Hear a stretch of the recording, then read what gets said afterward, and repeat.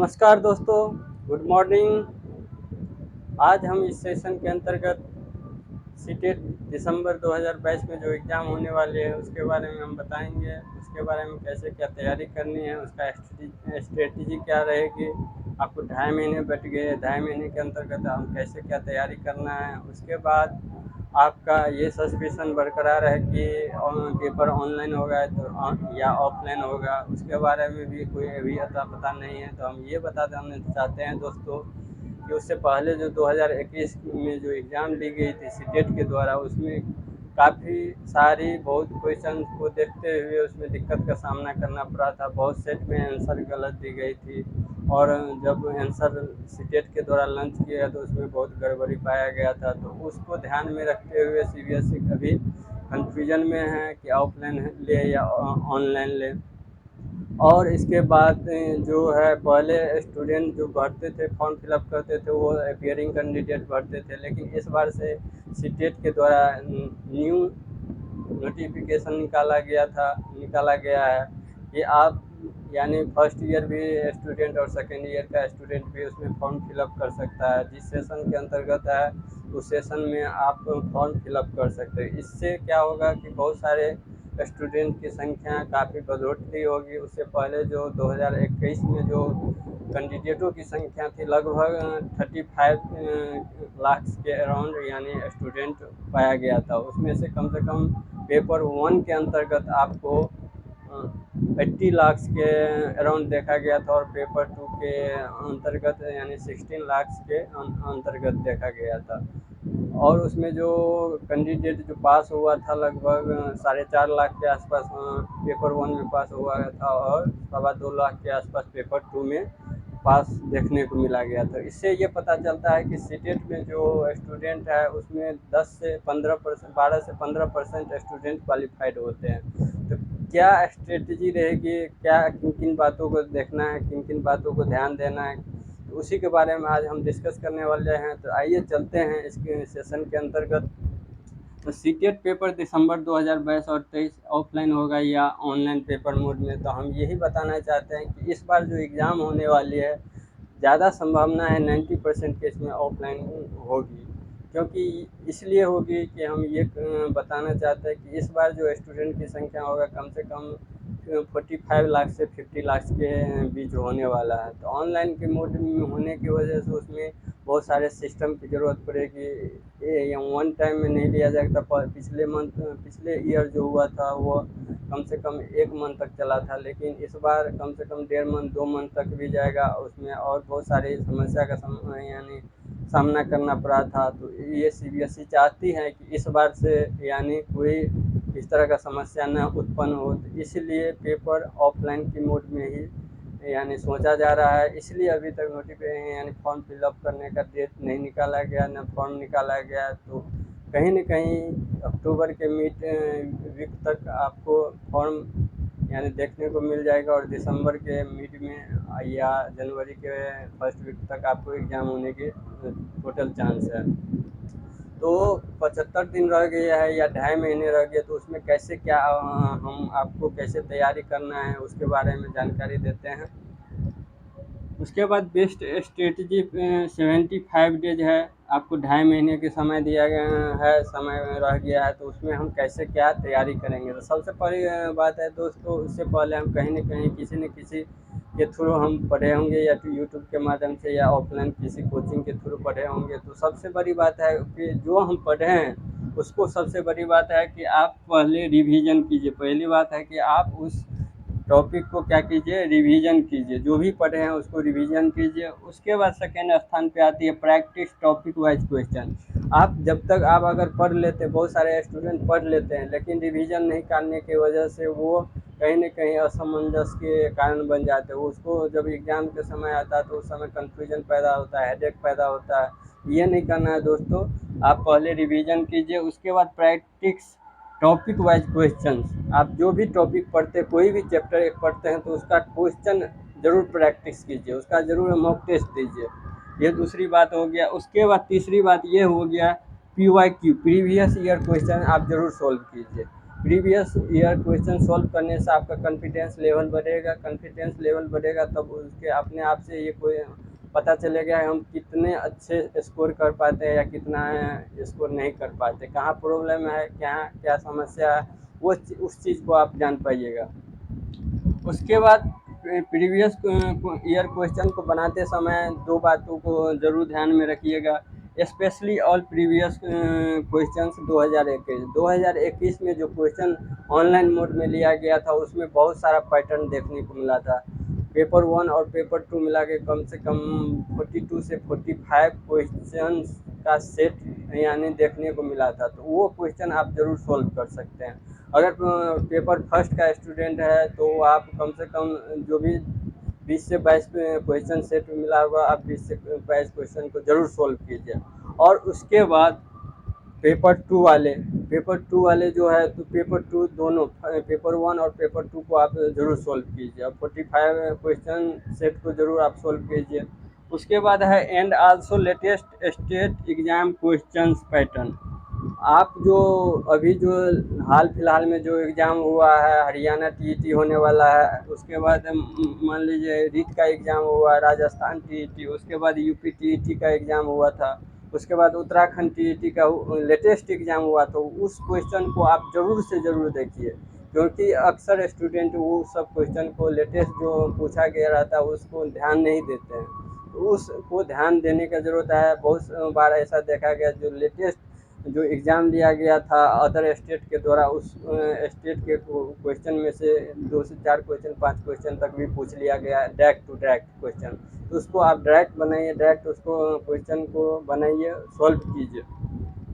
उसके बाद चौथा ये पॉइंट है कि Hindi English and passage question का आपको टोटल 30 क्वेश्चन आते हैं 30 मार्क के। बहुत सारे स्टूडेंट ये गलती करते हैं कि हिंदी इंग्लिश में अच्छा मार्क नहीं ला पाते। इसके दो कारण है।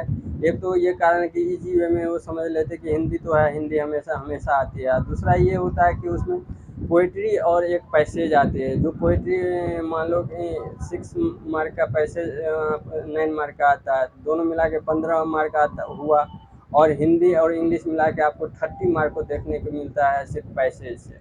तो वो आपको ये उसको देखना, इग्नोर नहीं करना है, उसको आपको अच्छे वे से यानी ध्यान देने का ज़रूरत है। हिंदी और इंग्लिश को पैसेज को आप क्या कीजिए, प्रैक्टिस कीजिए। जो भी प्रीवियस ईयर क्वेश्चंस है उसको आप पैसेज को प्रैक्टिस कीजिए और अच्छे से देखिए कि कहाँ क्या प्रॉब्लम है, उस प्रॉब्लम को आप अपने आप से खुद समाधान कर सकते हैं। और ये 30 मार्क का है आपका स्कोरिंग मार्क होता है, उसमें बहुत सारे स्टूडेंट गलती करते हैं। अगर थोड़ा भी मेहनत करते हैं तो आपको इजीली वे में 30 मार्क में आप अच्छे से गेन कर लेते हैं। उसके बाद है good score in each subject. आप कितना स्कोर कर पाते हैं मिनिमम आपको यानी इस सब्जेक्ट में, प्रत्येक सब्जेक्ट में, प्रत्येक विषय में आप कितना स्कोर कर पाते हैं। अगर आप 2.5 महीने के दिनों में आप कैसे स्कोर अच्छा से अच्छा कर लेते हैं। तो दोस्तों ये बताना चाहते हैं कि पेपर 1 में और पेपर 2 में, पेपर 1 जो है उसके अंतर्गत भी 5 सेक्शंस आता है, सीटीपी आती है, मैथ्स आती है, उसके बाद ईवीएस आती है, उसके बाद लैंग्वेज 1 और लैंग्वेज 2। उसी के अनुसार पेपर 2 के अंतर्गत भी सीडीपी, मैथ साइंस या सोशल साइंस, और तीसरा है इसके बाद लैंग्वेज 1 है, लैंग्वेज 2 है।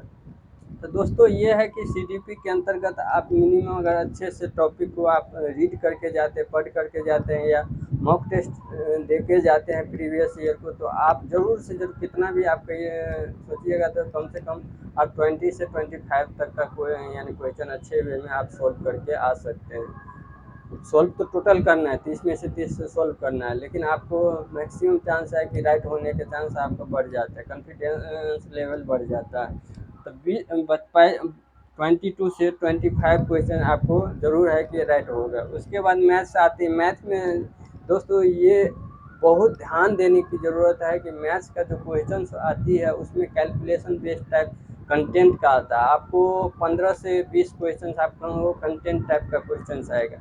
उसमें अगर आप प्रैक्टिस है तो आपका पैटर्न ज़रूर समझ में आ जाएगा कि इसका इस टाइप का पैटर्न आता है, क्वेश्चन का ये पैटर्न रहता है। ज़्यादा मेहनत करने की ज़रूरत नहीं है, आपको सिर्फ ज़रूरत है कि आपको पकड़ना क्या है, किस किस टाइप का क्वेश्चन आता है, उस क्वेश्चन को आप सॉल्व कर सकते हैं। उसके बाद ईवीएस आती है, ईवीएस इन्वायरमेंट साइंस, पर्यावरण अध्ययन को अभी आप अच्छे तरीके से सॉल्व कर सकते हो। उसमें भी कंटेंट और पेडागोजी आता है, वो टाइम सेविंग है।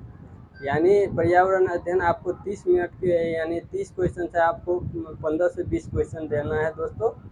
उसके अंतर्गत आप न्यूमेरिकल तो रहता नहीं है, उसमें थ्योरेटिकल क्वेश्चन रहता है, तो आप 15 मिनट में से 20 क्वेश्चन सॉल्व कर सकते 30 क्वेश्चन सॉल्व कर सकते हैं। उसके बाद लैंग्वेज 1 और लैंग्वेज 2 आती है। लैंग्वेज 1 के अंतर्गत आप हिंदी अगर चूज करते हैं तो आप उसमें स्कोरिंग कर सकते हैं। लैंग्वेज 1 के अंतर्गत हिंदी के अंतर्गत उसमें भी पैसेज और पोइट्री 15 मार्क का आता है। कंटेंट कितना 15 मार्क का आता है, तो उसमें 15 से 22 क्वेश्चन आप अच्छा इजी वे में आप मार्क गेन कर सकते हैं। उसके बाद लैंग्वेज 1 आता है जिसका इंग्लिश ले सकते हैं। तो इंग्लिश आप बहुत सारा स्टूडेंट का थोड़ा सामना करना पड़ता है कठिनाई का, तो उसमें भी पैसेज और पोइट्री आता है और 15 कंटेंट आता है। तो अगर कितना भी आप करते हैं तो आप 14 से 15-20 मार्क तो आप इजली वे में ले आते हैं। 15 से 18 मार्क आप थोड़ा भी पढ़े रहिएगा, प्रैक्टिस करें किए रहिएगा तो ज़रूर आप 15 से 18 मार्क गेन कर सकते हैं। तो आपका टोटल मार्क होता है 94 से 112 मार्क्स की आती है। तो 94 आपका कम से कम हो गया। मिनिमम मार्क आपका कितना हो गया? मिनिमम मार्क आपका यानी 94 हो गया। मैक्सिमम आप 112 ला सकते हैं और 112 से आपको 130 ला सकते हैं, 140 भी ला सकते हैं। वो डिपेंड करता है आपके एक्यूरेसी पे, आप कैसे एक्यूरेसी करते, कैसे आप रीड करते, कितना कंसेप्चुअल रूप से आप पढ़ते हैं, कितना आपका पकड़ है। पॉजिटिव टर्म बहुत सारे होता है ऑप्शन में, बहुत ऐसे सारे ऑप्शन में निगेटिव टर्म है, तो आपको छाँटने का विधि भी जानना चाहिए कि कौन कौन सा ऐसा टर्म है ऑप्शन में, तो उसके वजह से वो ऑप्शन हटा जाएगा। उसके बाद पेपर 2 है। पेपर 2 के अंतर्गत भी सीडीपी आती है, चाइल्ड डेवलपमेंट एंड पेडागोजी। उसके अंतर्गत भी आपको अच्छे से 22 से आप 25 मार्क्स तक आप अच्छे से गेन कर सकते हैं। उसके बाद math science and social science, जो साइंस बैकग्राउंड का है तो उसका पेपर मैथ साइंस से आएगा, जो आर्ट्स से है वो उसका सोशल साइंस से क्वेश्चन आएगा। उसका आपको 60 क्वेश्चंस देखने को मिलेगा। 60 क्वेश्चंस में आप मिनिमम कम से कम 45 से लेके 50 मार्क्स तो आप गेन अच्छे से कर सकते हैं। उसके बाद लैंग्वेज 1 है, लैंग्वेज 2 भी है। तो लैंग्वेज 2 के 1 के अंतर्गत हम हिंदी को देखें, हिंदी को रखें, तो हिंदी में आप इजीली वे में 15 से 22 मार्क्स तक आप गेन कर सकते हैं। उसमें पैसेज भी है। ग्रामेटिकल का पोर्शन 3 से 4 क्वेश्चन ग्रामर का आता है, तो ग्रामर पे ज़्यादा ध्यान नहीं देना है। पैसेज को आपको या पोइट्री को आपको ज़्यादा यानी क्या करना है, एक्सरसाइज करना है, अभ्यास करना है। अभ्यास से ये पता चलेगा किस पैटर्न का आता है अभ्यास, कैसा टर्म रहता है, क्या रहता है। और पेडागोजी टर्म रहता है 15 मार्क का, तो 15 मार्क का पेडागोजी में भी आपको 7 से 8 क्वेश्चन आप सही ज़रूर कर लीजिएगा। उसके बाद आप पैसेज भी है, तो पैसेज में आप अच्छे से सॉल्व कर सकते हैं। तो उसमें भी है लैंग्वेज 2 के रूप में इंग्लिश को हम चूज़ किए हैं, तो लैंग्वेज 2 के रूप में आप 14 से 18 मार्क आप अच्छे से गेन कर सकते हैं। अगर थोड़ा वीक भी है इंग्लिश तो आप 14 से 18 मार्क आप अच्छे से गेन कर सकते हो। उसमें टोटल मार्क आपको 96 से 115 मार्क तो आप गेन कर सकते हैं। 96 आपका मिनिमम मार्क है, जो कि एक पास होने के लिए आपको 60% ज़रूरत है। 60 आपका कम से कम 90 मार्क जरूर है। और ओबीसी वाले हैं तो आप 82 पे भी पास हो सकते हैं। लेकिन आप हमेशा आप अपने आप को हमेशा रखिए कि यानी मैक्सिमम मार्क गेन करने की क्षमता रखिए, कि हम एक अपना क्राइटेरिया चूजिए कि कीजिए कि हम कम से कम आपको 120 लेके आना है। अगर माइंड में आप 120 लेके चलिएगा तो आपको कम से कम 100 तो आ ही जाएगा। तो अक्सर ये स्टूडेंट की गलती होती है कि चलो हम पास कर जाएंगे, 90 मार्क के बारे में सोचते रहते हैं। लेकिन ये ऐसा नहीं सोचना है दोस्तों। अगर आप जिस तरह से माइंड में सोचते हैं कि 90 मार्क्स हमको लाना है, हम पास हो जाएंगे, तो आप जब 90 को लेके चलते हैं माइंड में, तो आपको मार्क वैसे ही आना शुरू हो जाता है। आप उसी ढंग से आप यानी मेहनत करना स्टार्ट करते हैं। और जब एग्ज़ाम में जाते हैं तो जो आपको मॉक टेस्ट में आते रहता है, मान लो 100 या 110, तो वो आपको वही एग्ज़ाम में न्यू पैटर्न पर आता है, कुछ कुछ ऐसा नया क्वेश्चन रहता है जो आपको सीधा 90 से लेके आपको 80 के रूप में आ जाता है। 80 से कितना 90 80 से आपको बहुत सारे ऐसे हैं जो 75 और 80 के बीच में रहता है। बहुत ऐसा स्टूडेंट जो 1 से 2 लाख स्टूडेंट ऐसा होगा जो 1 से 2 मार्क के लिए क्वालिफाइड रहता है। 82 पे ओबीसी वाले हैं तो कितना का 81 आता है, 80 आता है, कितना का ऐसा आता है जो 78 आता है। उसके बाद जनरल वाले हैं उसको भी ऐसा 87 88 रहता है। तो ये नहीं गलती करना, हमेशा माइंड को अपने आप को एक फिक्स क्राइटेरिया रखिए कि कम से कम एक 130 लाना है या 120 लाना है। उससे आपका यानी फिक्स क्राइटेरिया रहेगा, तो उससे आप उस ढंग से आप मेहनत करिएगा और जिस तरह से मेहनत कीजिएगा उसी अनुसार आपका मार्किंग आएगा। तो चलिए दोस्तों, आज के इस सेशन में यहीं समाप्त करते हैं। आपको अगर वीडियो अच्छा लगा हो तो लाइक, सब्सक्राइब एंड कमेंट जरूर कीजिएगा। टीचिंग@PG में आपका स्वागत है। Okay, thank you.